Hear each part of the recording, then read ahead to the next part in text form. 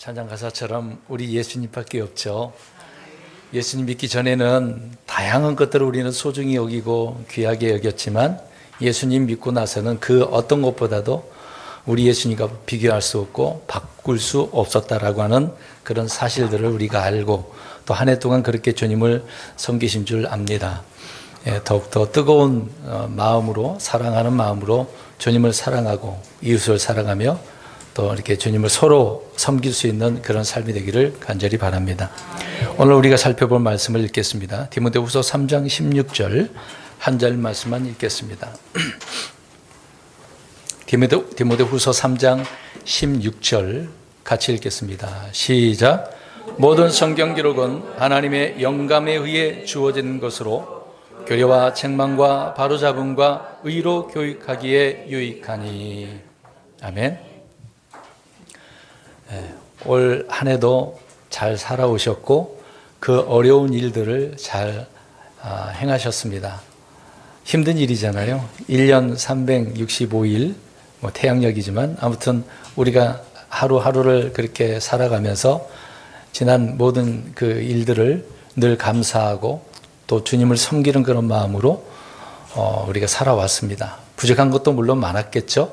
넘어지고 실패하고 좌절한 그런 일들이 얼마나 많았겠습니까?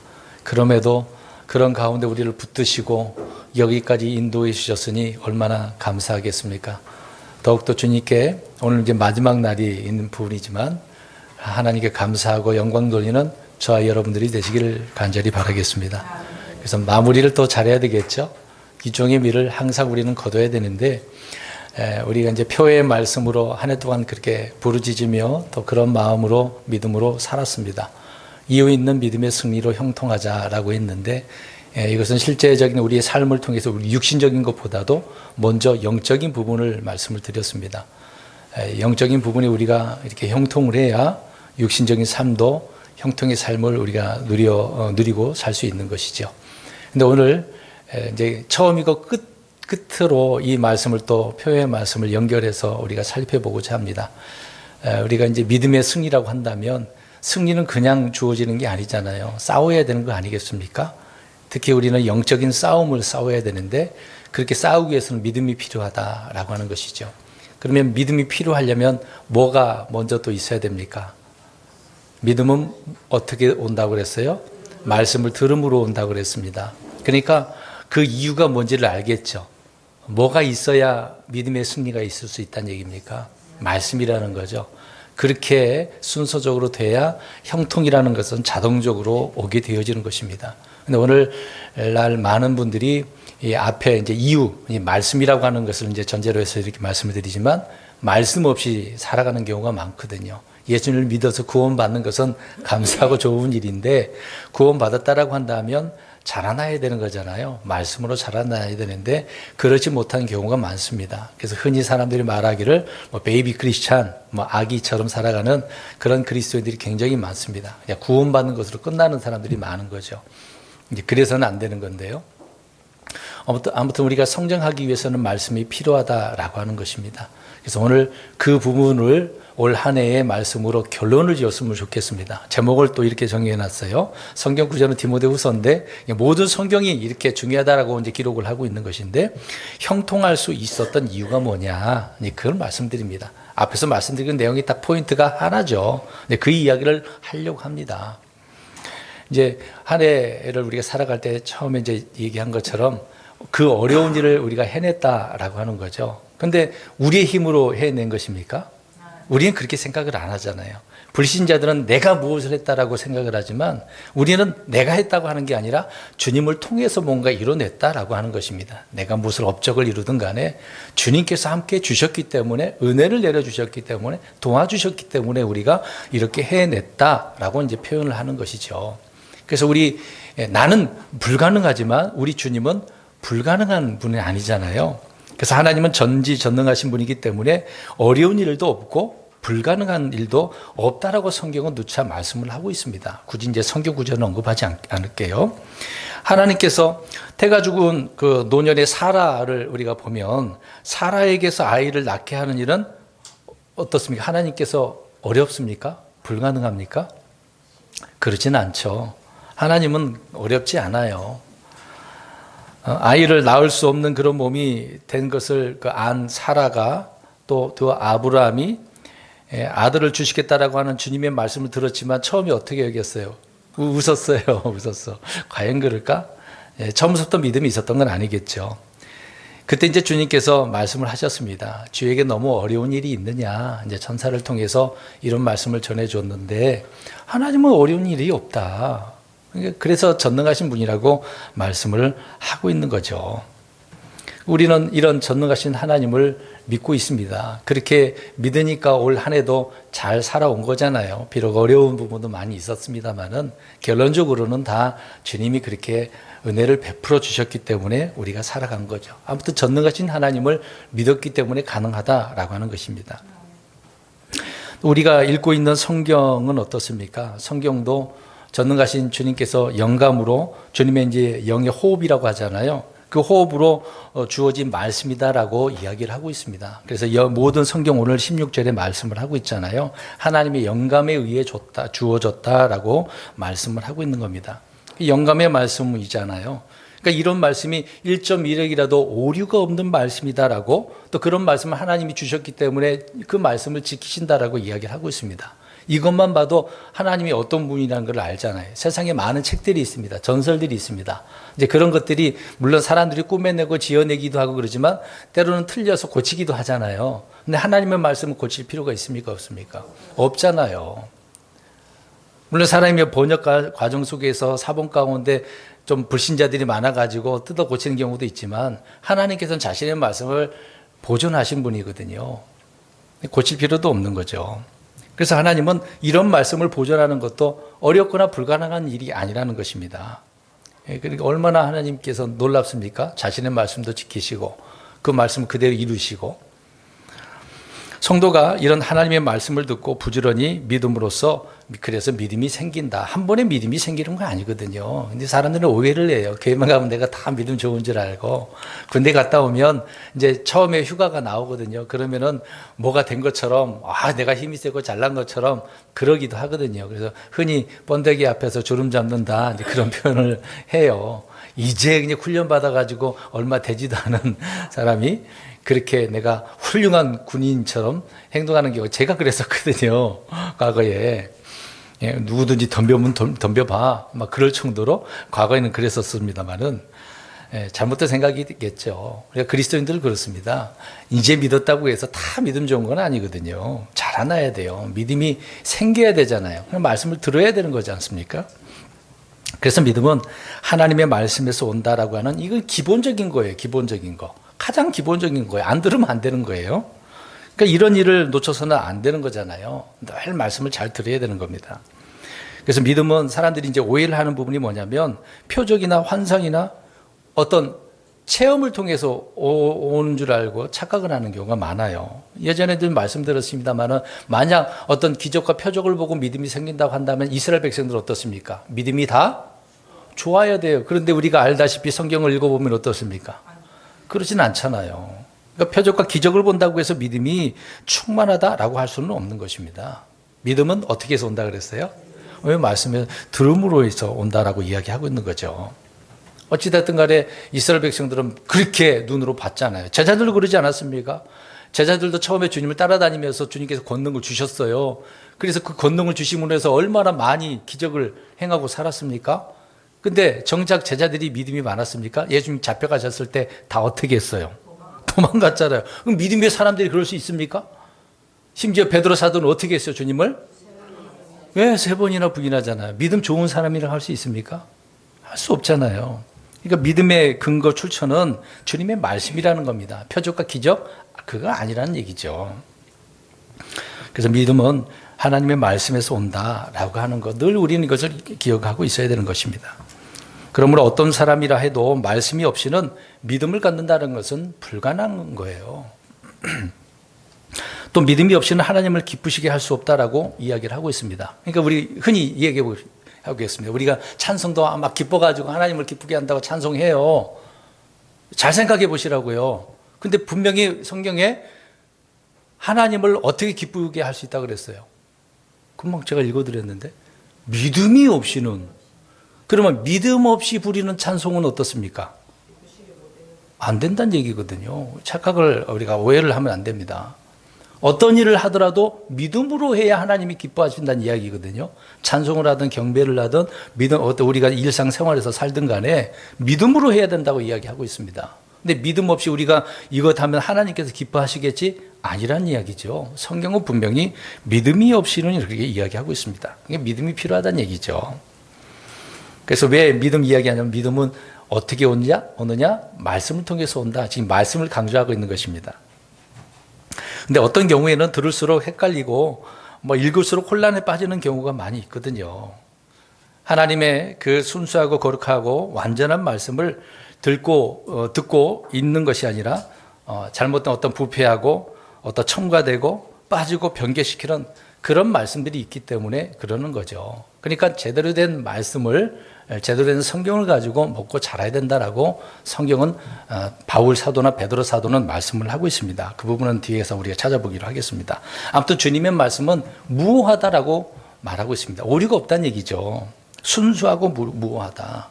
진리의 말씀은 그래 살아있으니까 이런 말씀이니까 이런 말씀을 우리가 올 한 해를 살았기 때문에 믿음의 승리를 하게 된 것이고 형통할 수 있게 된 것이다라고 말씀을 하고 있는 것입니다. 그러니까 이런 순수한 말씀이 아니면 이렇게 될 수가 없다라고 결론을 우리가 지을 수밖에 없겠죠. 어떤 분들은 믿음을 가지면 삶이 깨끗해지고 거룩해진다라고 그렇게 들어서 그렇게 아니까 막상 이제 그렇게 알았는데 막상 이제 10년이 지나고 20년이 지났는데도 변화가 없어요. 왜 변화가 없을까요? 예수님 믿으면 잘 되고 거룩해지고 깨끗해지고 그런다고 했는데 왜 10년이 지나고 20년이 지났는데도 변화가 없어? 우리가 교회 생활 하다 보면 어떤 분이 우리가 개신교 때 많이 봤잖아요. 저분이 지금 장로가 됐는데 개신교 때 권사가 됐는데 했는데 하는 행동을 보면 어때요? 정말 믿음의 사람이라고 볼 수 없는 저 사람 구원받는 사람 맞아? 그럴 정도로 우리가 판단하게 될 때가 많이 있지 않습니까? 그러니까 변화가 안 되는 것을 보게 된다는 얘기죠. 어떻게 보면 모순 아닙니까? 예수 믿으면 다 잘 돼야 되고 거룩해져야 되고 변화가 돼야 되는데 근데 흔히 그래서 이제 다른 거 변화보다도 자신이 먼저 변화돼야 된다고 말씀을 또 하고 있는 거잖아요. 근데 그렇게 내가 변하려면 어떻게 변화할 수 있는 거죠? 지금 강조하고 있는 건 말씀이죠. 주님의 말씀으로 내가 변하는 거거든요. 내 삶을 어떻게 하려고 하지 말고 내가 먼저 변해야 된다. 그 얘기를 말씀드리는 겁니다. 근데 그것은 말씀으로 된다는 얘기죠.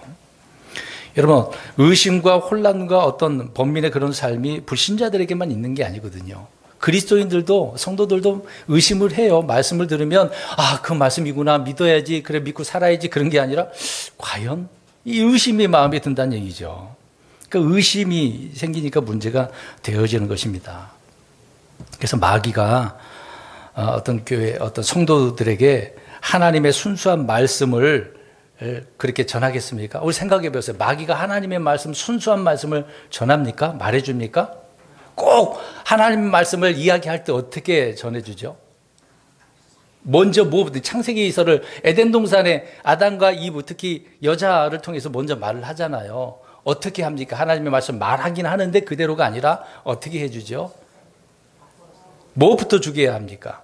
말해주고 있는데 무엇을 품게 만들죠? 의심을 품게 만듭니다.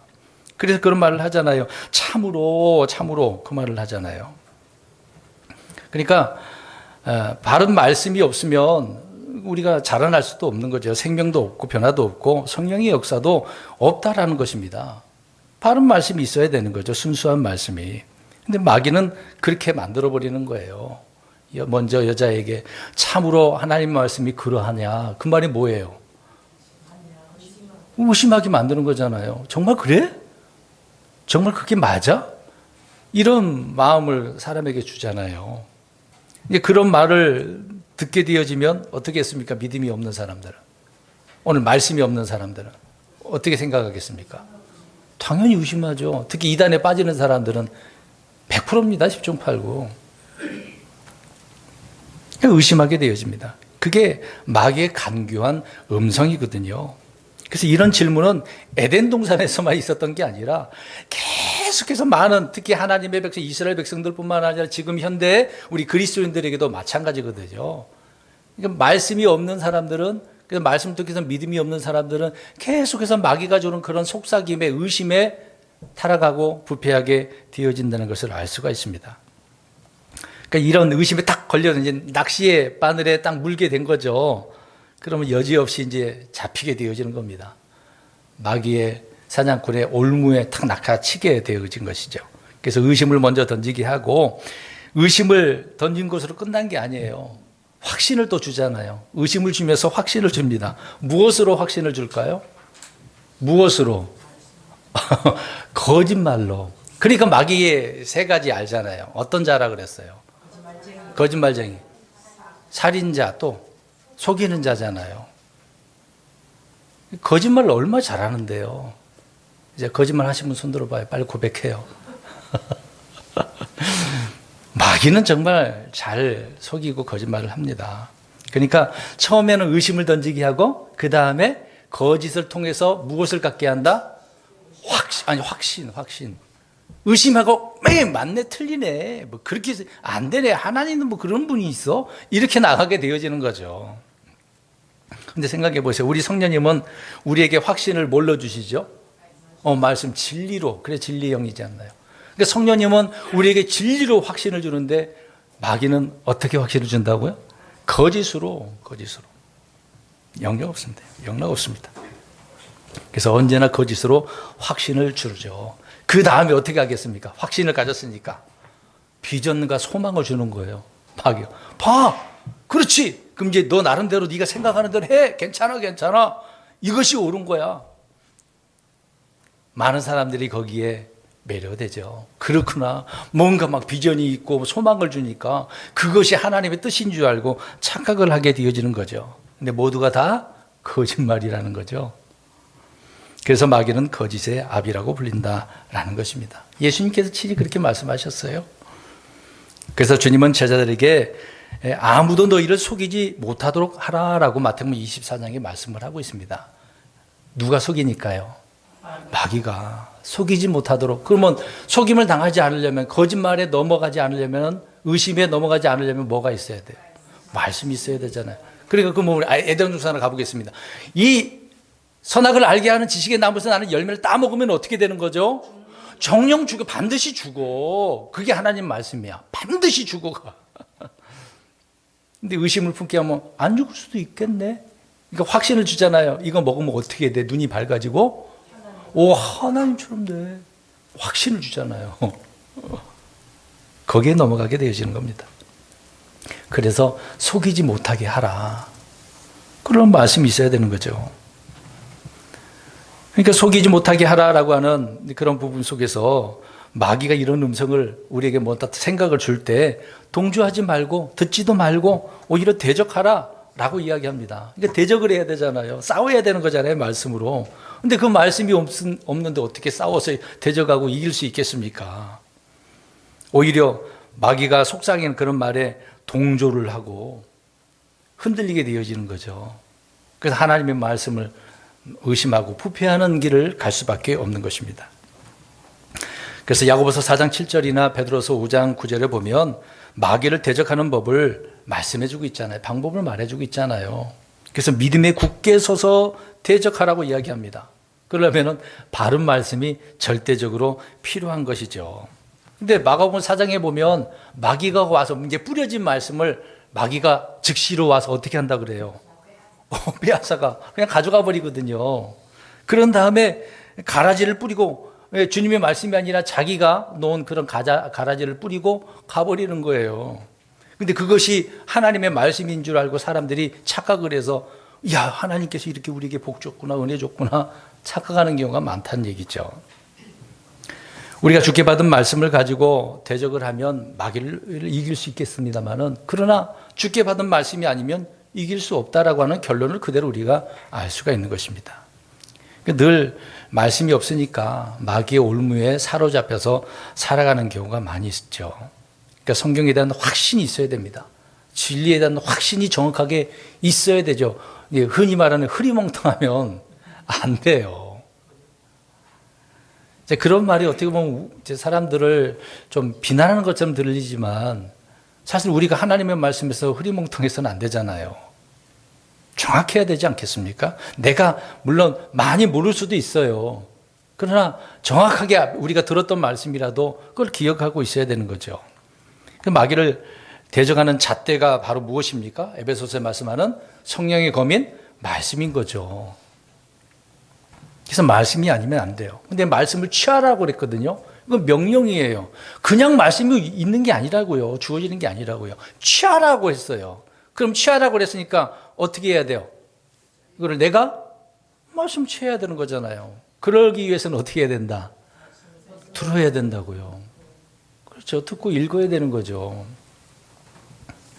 근데 이런 일을 행하지 않고 오늘날 개신교에서는 말씀보다는 이제 성령을 강조하긴 해요. 성령 집회도 많이 하잖아요. 근데 성령님은 진리의 영 아닙니까? 이제 성령님은 진리이신 예수 그리스도께로 우리를 인도하는 분이라고 그랬는데 이제 그걸 싹 빼버리고 주로 하는 일이 뭐죠? 성령의 능력, 은사만 많이 강조를 하잖아요. 그래서 자꾸 뭔가 해야 된다고, 방어를 해야 된다고 어떤 신유적인, 예언적인 것만 강조를 하는 거죠. 그러니까 이런 분들은 10중 8구 다 넘어집니다. 뭐가 없으니까. 말씀이 없으니까. 마귀를 대적하는 그런 말씀이 없는데 어떻게 이게 성령의 역사인지 마귀의 역사인지 구분을 못하는 거죠. 그러니까 마귀를 향해서 공격 무기인 성령의 검을 효과적으로 휘둘러야 되는데 휘둘릴 수도 없죠. 그러니까 전쟁터에서 과거에 무기를 들고 나갈 때는 능숙해야 되잖아요. 칼을 다루는 법을 알아야 돼요. 창 들고 가는 사람도 창을 다룰 줄 알아야 되잖아요. 근데 무기가 주어졌는데 휘두를지도 모른다면 어떻게 되겠습니까? 적과 싸워서 100% 패배하죠. 죽죠. 그 자리에서 어떻게 이길 수 있겠습니까? 근데 하나님께서 말씀을 누구에게 주는지 아십니까? 누구에게 줄까요? 말씀을 요한복음 17장 8절에 나와 있는데 주님을 믿는 자들에게 주신다고 이야기했어요. 안 믿는 자들에게는 안 주는 거죠. 그러니까 주님을 믿지 않으면 하나님의 말씀도 알 수도 없고 성령님도 받을 수 없고. 왜요? 성령님은 진리의 영이신데요. 그래서 진리의 말씀을 통해서만 주님께서는 일하신다고 이야기합니다. 내 말을 통해서 하나님이 일 안 하셔요. 주님은 자신의 말씀을 통해서 일하시는 거거든요. 이 부분은 이제 끝에 가서 말씀드리겠습니다. 그러니까 오늘 이제 이 부분에 대해서 우리가 7가지를 좀 살펴보려고 합니다. 정리 좀 해봐야 될 것 같아요. 하나님의 말씀이 없이 불가하는 것들이 얼마나 많은지를 성경은 말씀하고 있는데 7가지를 오늘 말씀을 드리려고 합니다. 그러니까 이 7가지 이거를 우리가 생각해 보면 한 해 동안 형통할 수 있었던 이유가 바로 이거다. 물론 한 가지는 이제 말씀인 거거든요. 그 부분을 우리가 잠깐 생각해 보고자 합니다. 첫 번째로 하나님의 말씀이 올바른 말씀이 없으면 바른 믿음이 오지 않는다. 앞에서 이제 뭐 믿음 들으면서 그 얘기를 했는데 헛된 믿음이라는 것이 있어요. 헛된 믿음. 그러면 우리는 하나님의 말씀이 헛된 믿음이 아니고 건전하고 바른 믿음이고 신실한 말씀이 아닙니까? 그런 믿음 아닙니까? 근데 마귀는 온전한 믿음을 주는 게 아니라 어떤 믿음을 줘요? 헛된 믿음을 줘요. 근데 그 헛된 믿음은 뭘로 주죠? 말씀이긴 말씀인데 어떤 말씀이 되겠어요? 거리 말씀, 부패된 말씀이죠. 마귀는 그렇게 해요. 그래서 거짓된 믿음은 이제 헛된 믿음이라고 그랬는데 거짓된 믿음은 또 거짓된 말씀에서 온다. 그러니까 잘못된 믿음은 잘못된 말씀에서 온다는 얘기죠. 그동안에 우리가 어떻게 과거에 그렇게 살았지 않았습니까? 잘못된 그런 믿음으로 이게 하나님 말씀인 줄 알고 얼마나 열심을 다해서 살았습니까? 근데 킹제임스 성경을 통해서 바른 교리를 배우니 저와 여러분이 얼마나 잘못했다라는 걸 깨닫게 되어지죠. 그러니까 저 자신도 그것을 깨닫고 장로교에서 탈퇴를 하고 독립 침례교회로 킹제임스 성경을 붙들고 있었던 거죠.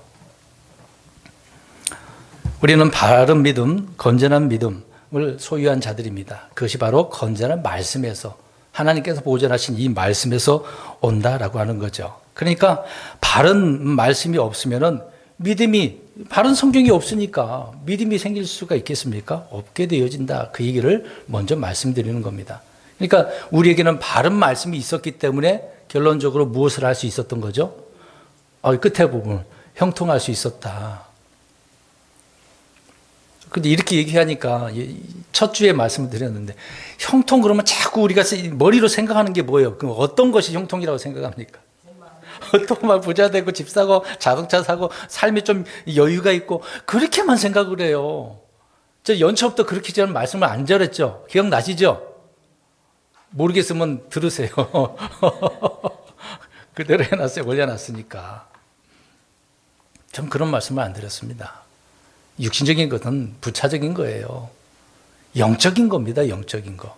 근데 그래서 성경에서는 우리의 몸은 날로 부패해가고 안 좋아지는데, 근데 내 안에 영은 어떻습니까? 내 속 사람은 날로 새로워진다고 바울이 얘기했잖아요. 나는 아닌 것 같은데 내 속 사람은 날로 새로워진대잖아요.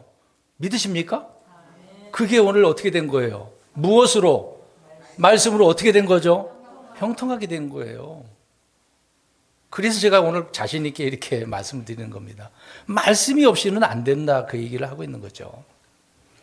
그래서 첫 번째로 드렸던 것이 말씀이 없으면 바른 믿음이 오지 않는다, 그 말씀을 드린 겁니다. 두 번째로는 말씀이 없으면 바른 성장이 없다라는 거죠. 그러니까 바른 성장이 있으려면 말씀이 있어야 된다는 얘기죠. 영적 성장은 말씀의 씨가 우리 안에 속에 뿌려져서 자라나는 것을 이제 영적 성장이라고 하는 겁니다. 그러니까 영적이라는 말이 붙었잖아요. 육신적인 성장이 아니라.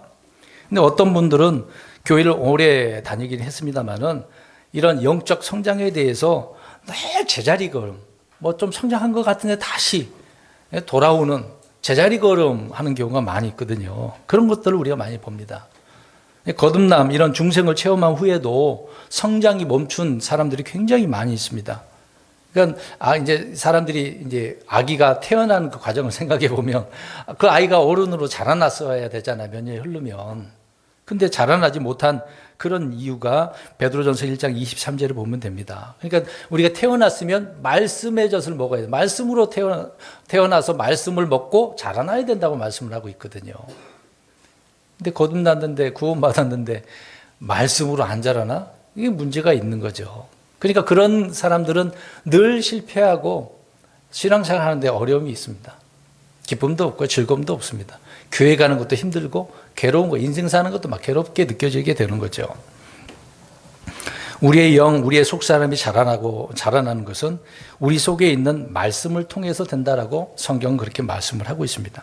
그런데 어떤 종교적인 행위, 육신의 행위, 율법의 행위로는 성장할 수 없다고 분명히 말씀을 하고 있습니다. 육신은 자라겠죠. 나이 들어서 병 들어서 죽겠죠. 근데 영적인 성장은 뭐가 없이는? 말씀이 없어서는 안 된다는 얘기예요. 그럼 말씀이 없다라고 하면 우리가 성장해야 이런 형통한 삶을, 승리하면서 형통한 삶을 살 수가 있는 겁니다. 보세요. 갓난아기가 싸워서 이길 수 있습니까? 싸울 수 있어요? 그럼 조금 자라는 아이는 어떻습니까? 싸워서 이길 수 있어요? 저 아기를 어떻게 싸워서 이겨요? 아이 알지도 못하는데 겨우 아빠, 엄마 그러는데 그 정도 갖고 이길 수 있냐고요? 그 아이에게는 뭐가 없어요? 왜 없는 거죠? 뭐 해야지 못해서, 두 번째로 말씀드린 자라나지 못해서 그러잖아요. 육신적인 것이 아니라 영적인 성장을 지금 이야기하고 있습니다. 성장하지 못한 분들은 말씀이 없기 때문에 성장을 못하는 거죠. 그래서 베드로 사도가 늘 누차 이걸 강조한 말씀들이 있지 않겠습니까? 근데 사람들은 노력을 해서 된다라고 생각을 해요. 내 노력 갖고는 안 되는 거죠. 내 노력 안 해도 돼요. 말씀만 있으면 돼요. 내가 무엇을 한다고 해서 내가 자라나는 건 아니에요. 중요한 것은 말씀이 있느냐 없느냐, 그게 중요한 것입니다. 그러니까 성장을 말씀을 통해서 해야 되는데 그렇게 하는 다른 것으로 대신하려고 하니까 이게 안 되는 거죠. 말씀이 우리 안에 자라나는 것이 핵심인데 이것을 모르기 때문이다라고 이야기하고 있습니다. 그래서 사도행전 12장 막 이제 초대교회가 활성하게 번져 나갈 때 그 말씀이 되어져 있는데 말씀이 자라나고 불어났다라고 표현되어져요. 근데 이상하잖아요. 왜요? 수가 많아졌다고 해야 되잖아요. 사람들이 많은 믿음의 사람들이 많아졌다고 해야 되잖아요. 근데 거기에는 그렇게 안 되어져 있어요. 뭐가 자라났다 그래요? 금방 제가 말씀이 자라나고 말씀이 불어났다고 이야기해요. 말씀의 부흥을 이야기하고 있는 거죠. 그 말씀이 믿음의 수를 더 늘리게 하는 겁니다. 그래서 자라나는 것이 무엇인지를 사도행전 19장 20절에 주의 말씀이다라고 분명하게 말씀을 하고 있습니다. 그 말씀은 생명이 있기 때문에 우리 안에서 자라날 때 우리는 또한 열매를 맺을 수 있는 거죠. 그러나 바른 말씀이 없으면 열매도 볼 수가 없는 것이죠. 하나님께서 그래서 우리를 낳으셨는데 낳았다라고 할 때 뭘로 낳았냐 그렇게 말씀했습니까? 말씀으로 낳았다 그랬어요. 말씀으로 낳았어요. 근데 희한하죠. 그냥 예수 그리스도를 믿기만 했는데 주님께서는 말씀으로 낳았다고 이야기를 해요. 왜? 예수님이 말씀이신 분이시니까. 우리 안에 심겨진 말씀으로 우리를 자라나게 하신 분이 우리 주님이다라고 그래서 사도 바울이 고린도전서 3장에서 말씀합니다. 에베소서 4장에서도 언급하고 있어요. 그래서 우리는 자라나야 돼요. 성장을 해야 돼요. 올 한 해 동안 우리 성도님들 잘하셨어요? 안 자라나셨어요? 모르시겠어요? 육신적인 것은 다 자라났잖아요. 머리카락도 흰 머리가 나고 염색도 하시고 그러는데 영적인 성장은 하셨어요. 제가 지금 확신 있게 말씀드리는 겁니다. 1년 내내 이 주제로 말씀을 드렸는데요. 제가 주로 항상 강조하는 거 뭔데요? 성경 말씀을 강조하고 있잖아요. 다른 말 전한 적이 있습니까, 제가? 어떤 간단하게 예를 전한 것도 있지만 제가 제 말을 한 것도 아니고 예화를 많이 들은 것도 아니고 성경에 있는 말씀만 전했잖아요. 이 말씀을 들은 우리 성도님들 개인적으로는 내가 자라난다? 그렇게 생각할 수도 있겠지만 자라났어요. 날로 새롭게 자라났습니다. 그래서 자라나게 하시는 것은 주님의 말씀이다라고 성경은 언급을 하고 있는 거죠. 이런 우리 믿음에 대한 열정, 어떤 열망 아주 중요한 것입니다. 그러나 말씀이 아니면 안 된다. 종교적인 것으로 될 수 없는 것이죠. 그래서 베드로전서 2장 2절에 말씀드린 것처럼 사도 베드로는 말씀의 젖으로 먹음으로써 성장한다라고 언급을 하고 있는 거죠. 사랑하는 성도 여러분, 영적 성장을 간구하고 있습니까? 그러신다면 말씀이 절대적으로 필요하다라는 것을 정말 갈급해야 돼요. 느껴져야 돼요. 경험하셔야 되는 것입니다. 사도행전 20장 32절에 보면은요, 사도 바울이 에베소 장로들을 이제 떠나면서 하는 말입니다. 은혜의 말씀에 너희들에게 내가 맡기겠다. 근데 이 은혜의 말씀이 너희들을 든든히 세워준다라고 이야기를 하고 있습니다. 바울이 있었을 때 바울을 통해서 세워진 줄로 생각을 하죠. 아니에요. 바울은 에베소 장로들에게 거기에서 하나님의 말씀을 가르쳤거든요.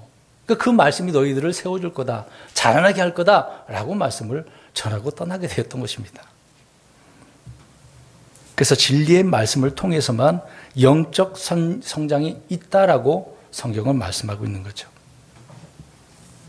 세 번째로, 주님의 바른 말씀이 없게 되어지면 저와 여러분들은 깨끗해질 수도 없고 거룩해질 수도 없습니다. 우리는 저번에도 제가 거룩함에 대해서 말씀을 드렸는데 이미 깨끗해진 거 있죠. 말씀을 통해서 우리 속사람이, 내 안이. 근데 이 몸도 역시 어떻게 해야 돼요? 깨끗하게, 거룩하게. 뭘로? 말씀으로. 그러면 깨끗하게 한다라고 할 때는 어떻게 해야 되죠? 더러운 거 묻었으면 어떻게 해야죠? 닦아야 되는데 뭘로 닦죠? 수건으로? 티슈로? 성경은 물로 닦는다라고 이야기합니다. 예, 그 말씀의 물, 성령의 물이라고 표현하죠. 말씀 물로 닦아야 된다라고 이야기를 하고 있습니다. 그래서 흔히 이제 저희 여러분들이 육신의 행위로 죄를 지으면 말씀의 물로 씻겨달라고, 거룩해지게 해달라고 또 기도하잖아요. 이미 우리의 속은 모든 죄들이 용서받았으니까 육신의 문제는 말씀의 물로 씻어야 되거든요. 그래서 주님께서 그런 말씀의 물을 우리에게 주셔서 씻어주신다라고 언급을 하고 있는 것입니다. 그러니까 거듭난 구원받은 성도들은 매일 씻어야 돼요. 오늘 오시면서도 씻으셨죠? 안 씻고 온 분 있습니까? 그냥 일어나는 그대로 이도 안 닦고 그러신 분은 없겠죠. 분명히 에베소서 5장 26절에 말씀을 통해 물로 씻는다고 분명히 말씀을 하고 있습니다. 교회가 아무리 다른 어떤 일을 열심히 한다고 그래도 또 열심히 해가지고 평판이 좋아, 막 유튜브에 올라가고 기사도 나고, 야, 이런 교회가 있구나. 그게 중요한 게 아닙니다.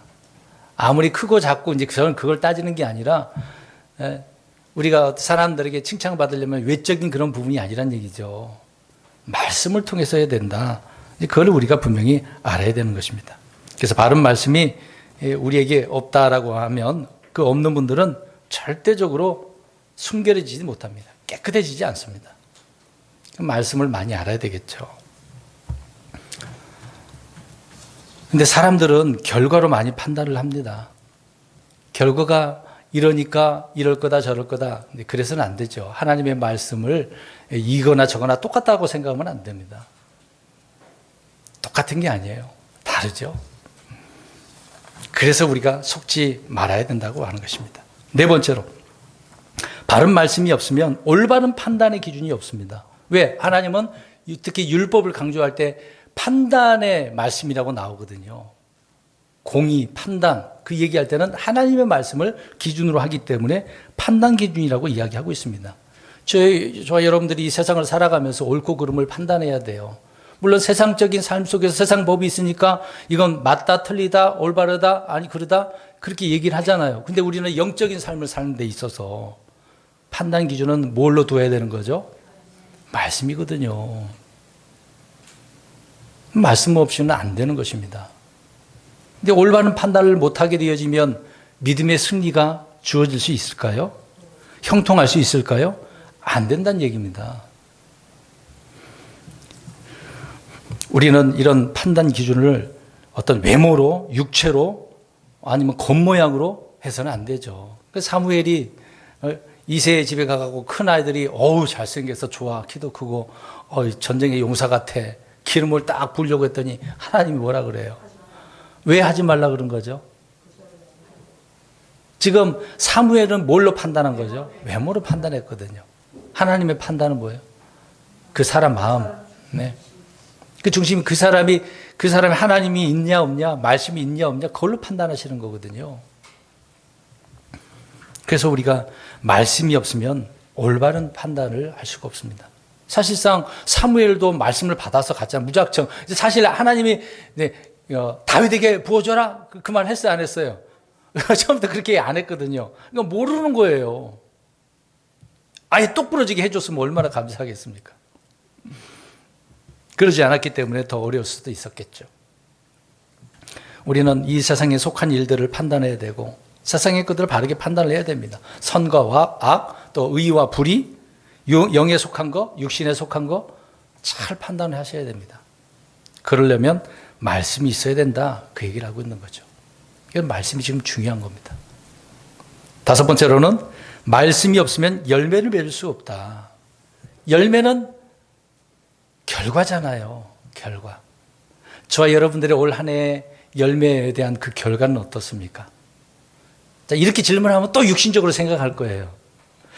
지금 내가 나아진 건 없는 것 같은데 직장 생활에서 잘리고 나가게 되어지고 직장 구해야 되고 이것도 안 될 건데 사업도 하고 싶은데 그것도 안 되고 대출 받아야 되나 경제적으로 어려운데 무슨 생각을 하고 있는 거예요? 무슨 형통을 생각하고 있는 거죠? 그 결과를 우리는 그렇게 생각을 하는 거죠. 근데 열매는 성경에서 말하고자 하는 열매는 생명의 결과다, 현상이다라고 이야기하고 있습니다. 왜? 하나님의 말씀은 생명이니까. 성령님의 열매를 맺기 위해서는 영이요 생명이신 주님의 말씀이 그래서 필수적이다라고 이야기하고 있습니다. 바른 성경이 그래서 없을 때 성도들은 말씀에서 나오는 그런 생명이 아니라 육신의 행위로, 종교적인 행위로 일삼아서 그렇게 살게 되어지는 것이죠. 그게 다른 거예요. 그런 것 때문에 우리가 어떤 다른 점을, 차이점을 이야기하고 있는 것입니다. 우리는 구별된, 따로 떼어놓은 거룩한 백성들 아닙니까? 이런 것을 알고 올바른 열매를 성령님을 통해서 맺고 살아가는 거죠. 자, 보세요. 성령님의 열매는 육신의 열매입니까? 어떤 열매예요? 영적 열매인데, 영적인 건데 우리가 삶으로 그것이 어떻게 나타나죠? 드러나요. 희한하죠? 근데 우리는 영적인 것을 생각은 안 하고 육신적인 것만 자꾸 생각을 합니다. 그럼 보세요. 사랑이 들어가 있는데 사랑은 어떻습니까? 눈에 보이는 거예요? 영적인 거잖아요. 근데 우리는 서로 어떻게 합니까? 사랑을 뭐 여러 가지로 이제 표현을 하잖아요. 그렇게 드러나는 것입니다. 열매는 그렇게 결과적으로 드러나는 거죠. 근데 이 그리스도인들이 하나님의 말씀이 없으면, 아니면 말씀에 굶주려 있으면, 없으니까 우리 안에 뭐 사랑도 기쁨도 오래 참음도 있을 수 없는 거죠. 그래서 그리스도인들은 날마다 하나님의 말씀의 젖을 먹어야 돼요. 집에서 우유만 다 소젖이잖아요. 소젖. 지금도 아기들이 소젖 분유를 먹는데 지금도 우유 먹어요. 우유 먹으면 뭐 어디에 좋다고 그러죠? 뼈에. 지금 다 컸는데 왜 먹어요 그러면? 그렇게 생각하면 우리가 이상하잖아요. 지금도 뭐 칼슘이 필요하니까 골다공증 안 걸리려고 영양제 먹는 게 빠를 것 같은데. 육신의 행위는 둘째입니다. 영적인 성장의 문제죠. 그래서 말씀의 젖을 부지런히 드셔야 돼요. 먹어야 됩니다. 우리 육신은 나에게 뭐 어떤 기쁨을 줄 수가 없어요. 말씀이 기쁨을 주는 것이니까. 다섯 번째는 열매를 맺을 수 없다. 뭐가 없이는? 말씀이 없이는. 형통이라고 하는 열매를 얻으려면은, 물론 그런 단어는 아니지만 그 결과를 본다면 말씀을 통해서 될 수밖에 없다. 그걸 성경은 강조하고 있는 거죠. 여섯 번째로는 말씀이 없을 때 기도 응답을 받을 수 없어요. 이거 우리 성도님들 많이 생각할 거예요. 오늘 올 한 해 얼마나 기도 많이 하셨습니까? 그래서 기도 응답 받아보려고 막 뜨겁게 막 소리 지르서 막 부르기도 하고 조용히 하기도 하고 막 눈물 흘리면서 금식하면서 나름대로 얼마나 간절히 구합니까?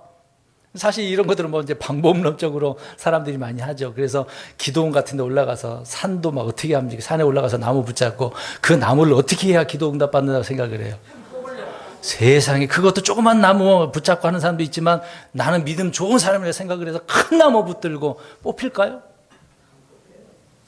어떻게 뽑혀요, 그거. 마귀를 통해서 미치지 않고서야. 어떻게 그걸 뽑냐고요. 힘이 내 힘 갖고는 뽑을 수도 없는데. 바른 말씀을 기초로 해서 바른 기도를 드리면, 여러 번 강조하지만 그 기도는 굉장히 빨리 응답이 됩니다. 왜요? 하나님은 자신의 말씀을 통해서 어떻게 하는 분이니까? 일하시는 분이니까. 우리가 그 말씀을 하고, 하나님 이렇게 말씀하셨는데 왜 안 하시면 따져도 돼요. 그럼 하나님, 그랬구나. 그러면서 응답하시겠죠? 들어보세요. 그 성경 구절 제가 제시해 드릴게요. 근데 성도들이 무속적인 그런 기도를 얼마나 좋아합니까? 굉장히 많이 좋아하죠. 근데 기도가 무엇인지도 모르고 그냥 소원을 빌면 된다고 생각을 해요. 그래서 이제 오늘 이제 31일이잖아요. 어디로 많이 갈 것 같아요? 우리 잘 알잖아요. 서쪽으로 가면 돼요? 그렇죠. 오늘 많이 사람들이 떠날 겁니다. 동쪽으로. 물론 동쪽에 있는 바다 그쪽 다 점령할지도 몰라. 특히 정동진. 네? 제일 먼저 뜬다고 뭐 그렇게 해가지고. 그러려면 저 독도로 가든가 하지. 많이 갈 거예요, 사람들이요. 소원을 빌라고. 빌면 될 줄 알고요. 지성이면 감천식으로. 그래서 바라는 거 구하고 또 구하고 그렇게 된다고 생각합니다. 그건 아니거든요. 기도의 근거는 언제나 무엇으로 해야 되니까? 말씀을 근거로 해야 돼요. 정확히 아셔야 돼요. 말씀드리겠습니다. 그리스도인들이 기도를 계속하고 또 하지만은 말씀이 그 안에 거하지 않기 때문에 응답을 받지 못하는 경우가 허다한 겁니다. 우리의 기도는 계시된 말씀이 먼저 우리 속에 그래서 들어와야 돼요. 자, 보세요. 말씀이 내 안에 먼저 들어와야 된다니까요. 안 들어오면 기도 응답은 없다고 봐야 된다니까요. 말씀을 받아서 그 말씀으로 우리가 믿음으로 구할 때 응답이 되어지는 거예요. 자, 그럼 성경 구절 확인해야죠. 하나님께서 어떻게 말씀하시는가? 역대기상 17장. 이건 제 말이 아닙니다. 역대기상. 우리는 항상 그래서 성경 근거로 살아가야 돼요. 역대기상 17장 25절, 17, 25, 17, 25. 속으로 생각하세요. 17, 25, 17, 25. 17, 25. 있습니다. 시작. 오, 네, 하나님이여, 주께서 주의 종을 위해 집을 세우실 것을 종에게 말씀하셨으므로 주의 종이 주 앞에 기도 드려야 함을 마음속으로 알고. 다윗이 얼마나 제 집을 성전을 짓고 싶었겠어요. 근데 다윗이 질 수 있어요, 없어요? 누구를 통해서 지어준대요? 아들 이제 솔로몬을 통해서 지도록 해주신대요. 이제 말씀 줬어요. 이제 잘 보세요. 주께서 주의 종을 위해 세우실 것을 종에게 말씀하셨대요. 말씀하셨는데 그 말씀을 듣고 기도 드려야 함을, 그러니까 말씀을 왔으니까 이제 기도 드리는 거죠. 그래서 어떻게 알게 됐대요? 어디서? 속에, 말씀이 속으로, 귀로 들었는데 속으로 온 거잖아요. 내 속에 있는 말씀을 통해서, 내가 이걸 붙잡고 기도해야 되겠구나. 이렇게 생각해야 돼요. 내가 생각을 해서 그걸로 기도를 해야 된다는 얘기예요? 어떻게 해요? 주님의 말씀, 그걸 근거로 해서 기도해야 된다. 그 얘기를 이제 우리 그거 읽었잖아요. 이거 제 말이 아니지 않습니까? 다윗에게 주님께서 말씀하신 거예요. 이게 원칙이에요. 기도의 원칙. 물론 그렇다고 지금 우리 여기 계신 분들에게 아무개야 이렇게 내가 할 계획이다 기도해라 그런 일은 없겠죠. 이미 성경은 다 계시되어 있기 때문에 우리에게 약속하신 것들을, 이 말씀들을 붙들고 우리가 기도하는 겁니다. 그래서 순서로 말씀드린다면 주님의 뜻이, 말씀을 통해 먼저 내 마음속으로 들어와야 된다. 우리가 성경 읽든 간에 설교를 듣든 간에 그 말씀이 내 안에 들어와서 거할 때 기도 제목이 그래서 생기는 것입니다.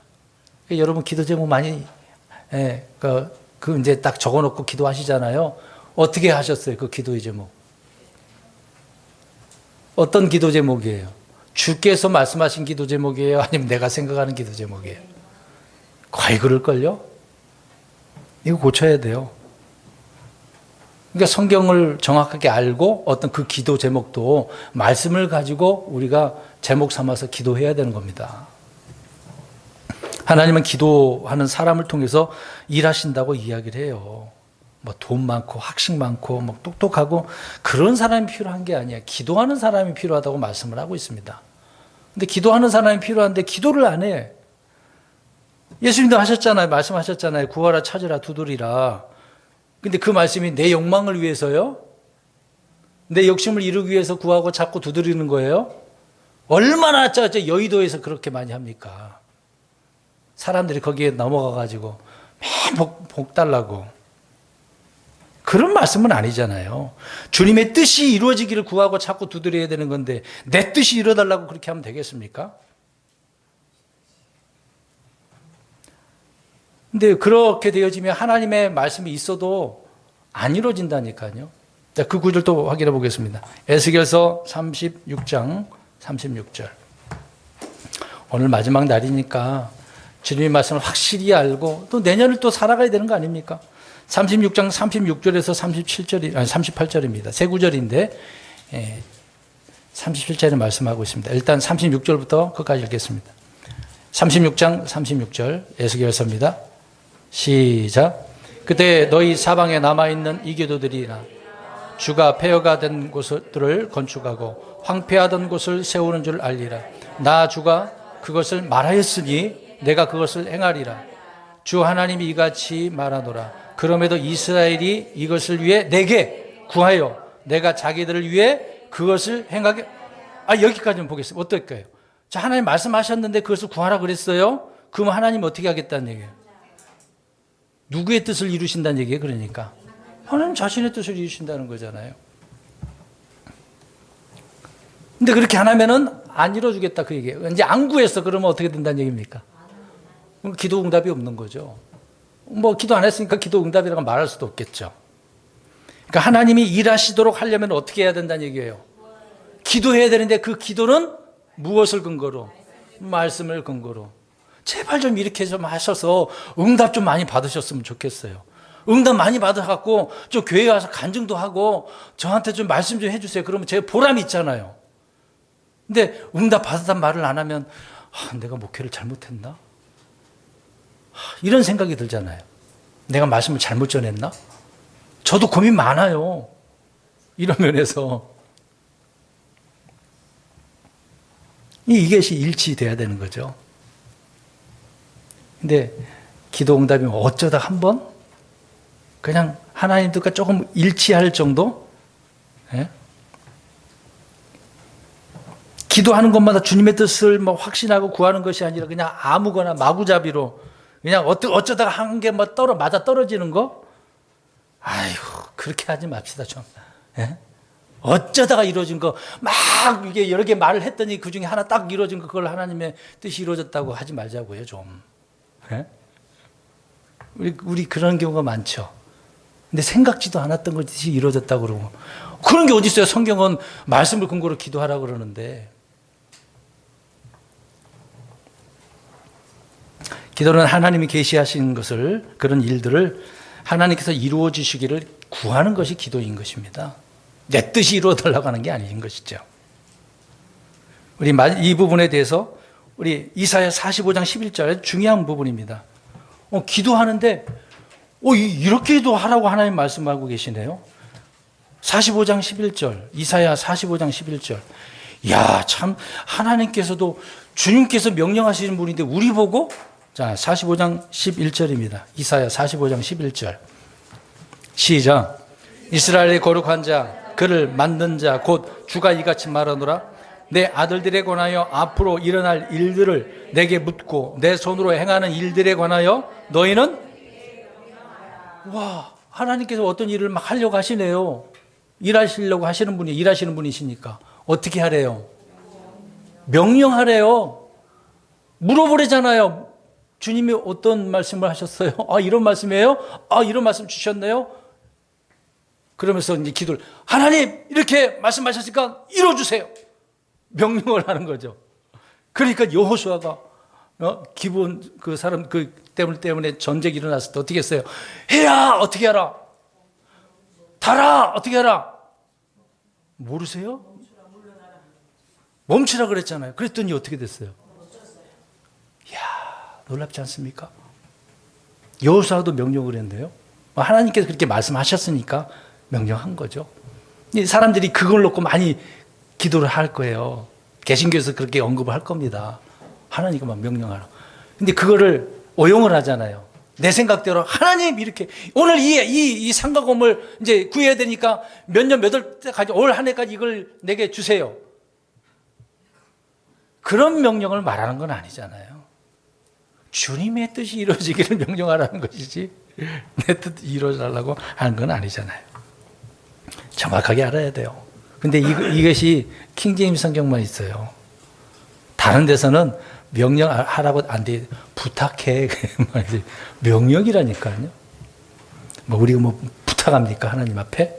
네. 7번째 마지막입니다. 바른 말씀이 없으면요, 그리스도인들의 이제 마음을 위로할 위로자가 없어요. 이거 놀라운 말씀이에요. 저와 여러분 안에 성령님이 계셔야 안 계셔요? 살아계셔요. 한번 들어오면 안 나가셔요. 근데 그분이 어떤 분이라고? 위로자라고 되어 있어요. 근데 다른 데서는 위로자라고 안 해놨어. 보혜사라고 그랬어. 이제 그럼 보혜사는 무슨 뜻이에요? 그냥 있는 그대로만 생각해보세요. 보호해주고, 은혜를 베풀어 도와주는 종. 그러면 영어로 뭐예요? 헬퍼인가? 성령님을 그 정도로만 생각을 해요? 근데 그러면 위로를 받으려면 왜 이런 말을 하냐면, 성령님 위로의 성령님이신데, 위로자신데, 나를 위로해 주려면 뭘로 위로해 주겠어요? 그렇죠. 실망하고 괴롭고 막 탄식하는 그런 분들을 가서 찾아갈 때 권면의 말씀을 줄 때는 우리가 뭘로? 말씀으로. 그 말씀이 성령님을 통해서 주어진 말씀이니까 성령님이 그분 안에 있다고 한다면 위로해 주는 거죠. 근데 오늘날 어떻게 바뀌게 된 것인지 아십니까? 그러니까 말씀이 없으면 위로를 못 받으니까 이걸 대체해버렸습니다. 뭘로 한 줄 아세요? 그래서 교회 안에 들어온 것이 뭔지 아십니까? 상담심리라는 거죠. 상담심리는 뭘로 해줍니까? 심리. 그쵸. 어떤 말로, 그래서 많이 들어주면 된다고 그래요. 들어주면 그 사람이 말을 많이 했으니까, 위안 삼고 내가 좀 문제가 해결된 것처럼 해결됐을까요? 잘 생각해야 돼요. 말을 해버렸으니까 좀 시원한 마음감을 있을 수는 있어. 참된 위로는 될 수가 없겠죠. 그게 다른 거예요. 그러니까 우리 성경은 위로자라고 분명히 말씀을 하고 있습니다. 그 성령님께서 저와 여러분들에게 말씀을 생각나게 해주셔서 힘들 때마다 위로해 주신다고요. 위로. 그래서 위로자라고 그랬어요. 예수님께서 요한복음 14장에 위로자를 보내주겠다고 그랬어요. 보혜사 너를 그냥 도와줄 정도로만 그런 분을 얘기한 게 아니에요. 떠나가실 때. 그냥 아무렇게나 말씀하신 게 아니라는 얘기입니다.